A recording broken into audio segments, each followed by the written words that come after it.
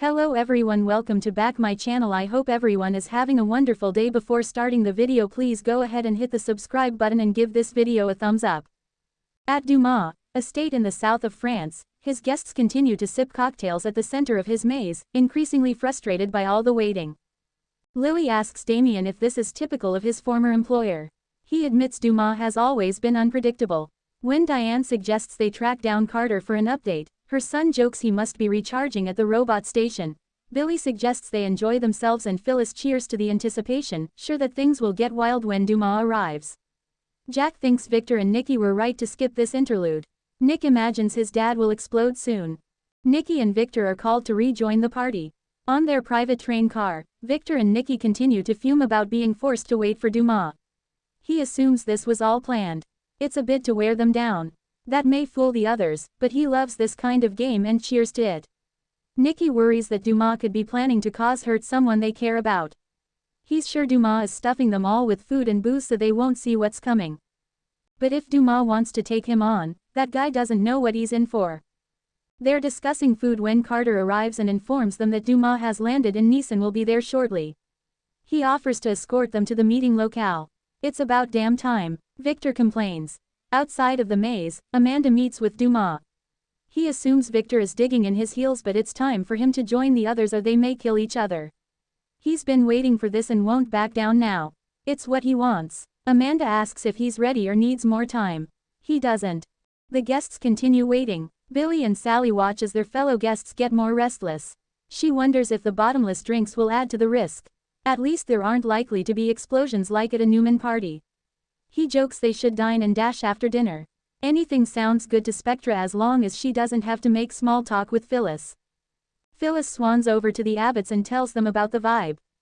They have heard she plans to set up some kind of a partnership with their host. She says it's in the beginning stages and speculates about whether Dumas plans to make allies with half of them to wipe the other half out. Diane says it sounds like he's looking for a henchwoman. Good idea, gushes Phyllis, slinking off. Audra asks the Winters if any of them have a satellite phone. She doesn't like being separated from Nate and Amy and hopes this is worth it. Lily spots Amanda arriving and tells Damien who she is. Audra comments that it must be awkward to be around an ex who knows all your weaknesses. Amanda thanks all the guests for coming and Jack asks when they can thank their eccentric host. Amanda explains that Dumas is excited to see them all very soon.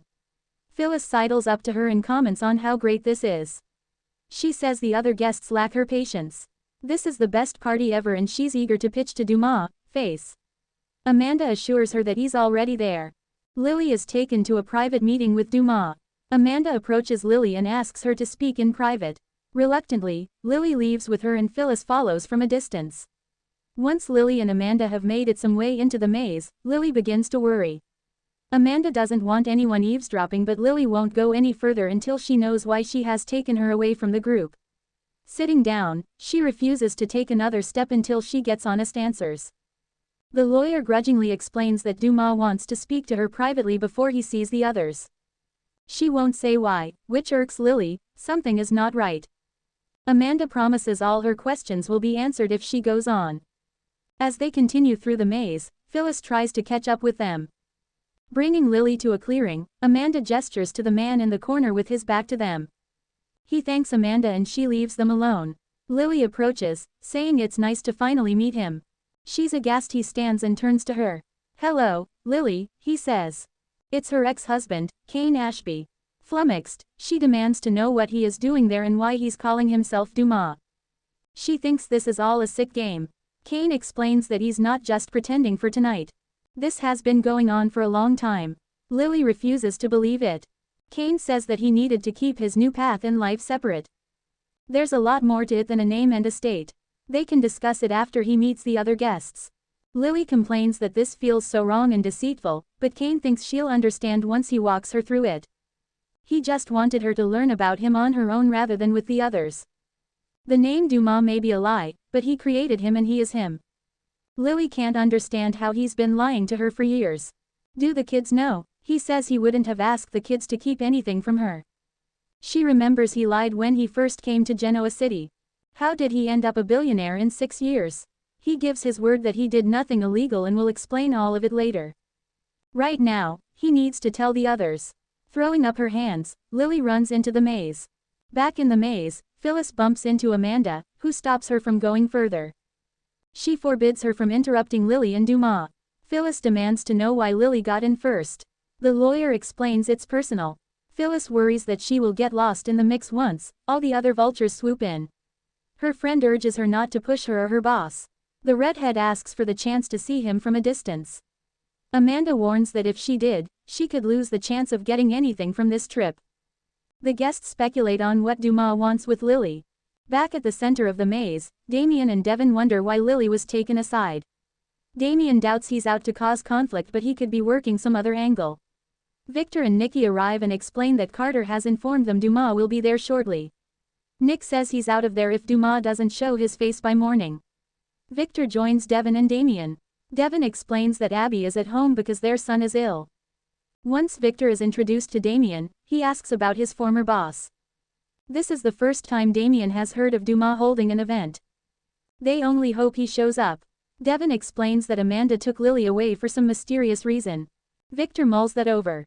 Kyle makes his way over to Audra and says Dumas must have a private satellite system they can hack into. They can't have an online feud if they aren't online. She says she's only there to make viral noise for Vibrant. She's already prepared her first post and all the hashtags. Kyle suggests they enjoy themselves, so she asks him to fill her glass. As they drink, she shows him her latest selfies and wonders what their host looks like. He jokes that Dumas could be 3 dogs in a trench coat. Jack and Diane watch their son with his ex. Diane admits that in her younger years, she would have already thrown a drink at that woman. She misses those years. Jack takes the drink from her hands and says the viral campaign isn't a bad idea. Diane isn't seeing any product sales and worries that their son and that woman could pull some stunt. It doesn't help that Victor is backing Audra, and Kyle wouldn't be the first to fall back on bad habits. I want our son away from her, she insists. At their table, Billy and Sally discuss how Dumas wanted to help him go after Chancellor. She reminds him he agreed to drop that to focus on their company. Billy wants to be front row and center if Dumas ends up going toe-to-toe with Victor at this boondoggle. Nikki approaches Nick at a table and says she's sure Sharon must be grateful he brought her along. She notes Sharon has attracted a lot of drama this year. Her son asks her to quit while she's ahead and notices Michael and Lauren seem to have turned down the invitation. That's a relief to his mom. Michael leaving Victor of his own volition isn't something Victor can easily forgive. They are sure Victor is on edge and one wrong move could drive him over. Nikki assumes Victor has some ace up his sleeve. When she joins her husband at a table, he explains that Dumas is meeting with Lily.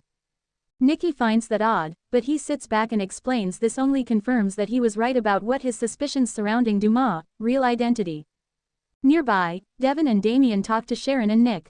Damien is happy to meet the owner of Crimson Lights, his favorite coffee spot. They joke about how you are always destined to run into people you want to see and don't want to see there. Sharon explains she and Nick ran it together while they were married, but they haven't been married lately. They are just traveling together as friends. Phyllis and Amanda stride in and the redhead starts aggressively mixing a drink. Buckle up, Buttercup, she says, raising her glass to Billy. Devin approaches and asks where his sister is. Phyllis blurts out that she's meeting with Dumas privately. He continues demanding answers from Amanda, but she won't tell him anything and walks away. Damien hurries over to him and Devin complains things are not okay. Meanwhile, Nikki starts quizzing Amanda about her employer. She assures them they will have answers soon. In the maze, Lily runs out of breath as she gets lost. As she calls for help, Devin and Damien rush in. They find her catching her breath and she blurts out, "Kane is Dumas." They declare that can't be true, but she explains that Amanda took her to him. They have been in on this together. Dumas introduces himself to his guests. Back at the center, everyone notices the screaming has stopped and wonder if Lily is okay. Sally points out that Phyllis claimed Lily was meeting with Dumas.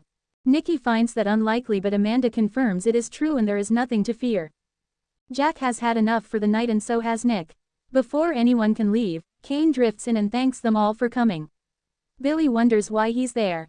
Everyone, this is Kane Ashby. He's been using the name Aristotle Dumas for the last 6 years, Victor explains before demanding to know what he wants from them. Thanks for watching this video and please subscribe our Update World 24 YouTube channel for more update news.